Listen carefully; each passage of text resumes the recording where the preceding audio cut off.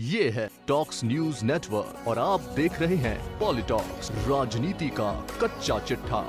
केंद्र सरकार द्वारा लाया गया दिल्ली राष्ट्रीय राजधानी राज्य क्षेत्र शासन विधेयक 2021 सोमवार को लोकसभा में पास हो गया है। इस विधेयक पर चर्चा के दौरान भाजपा सांसद मीनाक्षी लेखी ने कहा कि राष्ट्रीय राजधानी क्षेत्र में फैली अव्यवस्थाओं को दुरुस्त करने के लिए केंद्र सरकार संविधान के तहत यह कदम उठा रही है। हालांकि आम आदमी पार्टी और कांग्रेस सहित अन्य कई दलों ने इसका जमकर विरोध किया। वहीं इस विधेयक के लोकसभा में पारित होने के बाद दिल्ली के मुख्यमंत्री अरविंद केजरीवाल ने भाजपा पर निशाना साधा और दिल्ली की जनता के साथ धोखा करने और उनका अपमान करने का आरोप लगाया।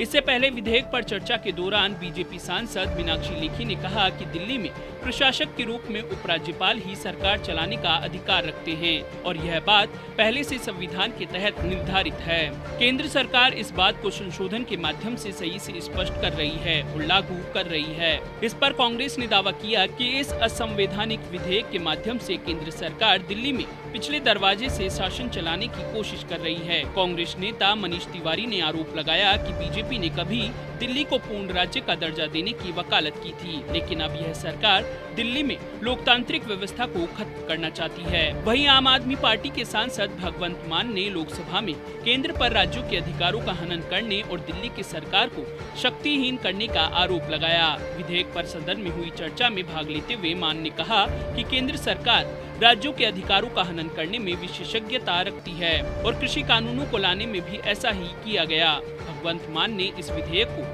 दिल्ली की आप सरकार को शक्तिहीन करने वाला बताते हुए कहा कि भाजपा दिल्ली में पिछले कई वर्ष से सत्ता से बाहर है और उसे हार हजम नहीं हो रही। मान ने कहा कि अगर दिल्ली में उपराज्यपाल सरकार चलाएंगे और मुख्यमंत्री कोई फैसला नहीं कर सकता तो दिल्ली में विधानसभा चुनाव कराने का क्या फायदा। वहीं लोकसभा में इस बिल के पास होने के बाद मुख्यमंत्री अरविंद केजरीवाल ने बीजेपी पर निशाना साधते हुए कहा कि आज लोकसभा में GNCTD संशोधन विधेयक पारित करके दिल्ली के लोगों का अपमान किया गया है। विधेयक उन लोगों से शक्तियां छीनता है जिन्हें लोगों ने वोट दिया था और जो लोग पराजित हुए थे उन्हें दिल्ली को चलाने के लिए शक्तियां देगा।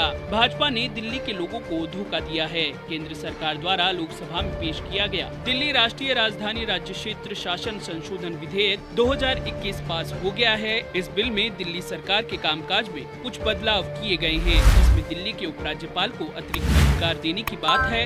इस बिल का असर दिल्ली विधानसभा द्वारा लिए गए फैसले और दिल्ली सरकार के फैसलों पर भी पड़ेगा। आपको बता दें कि लोकसभा में पारित हुए इस बिल के सबसे खास पॉइंट के अनुसार दिल्ली की विधानसभा अगर कोई भी कानून लाती है तो उसमें सरकार मतलब उपराज्यपाल होगा। साथ ही किसी भी शासनात्मक फैसले के लिए राज्यपाल की राय या मंजूरी लेनी होगी। बिल के इन दोनों पॉइंट पर लोकसभा में विपक्ष ने आपत्ति जताई है।